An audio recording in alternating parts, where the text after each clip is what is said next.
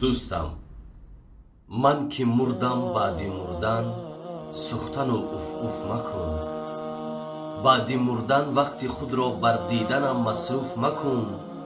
دشمن من مرد باش، یک لحظه با من مردی کن. چون زلیخا تهمتی ناحق بر یوسف مکن. دوستی من در زندگی با من همیشه دوست باش. بعد مردن کرته بی آستینم از صف مکن.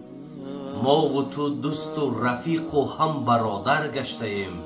خورده ایم نان زی دسترخوان، بر نمکدان توف مکن.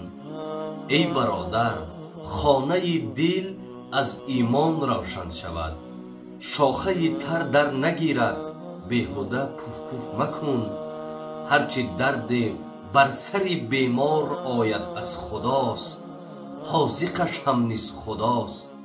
ای بنده، تو سفکوف مکن.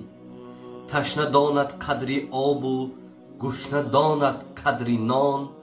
مشرقی را ای برادر امر بر معروف مکن.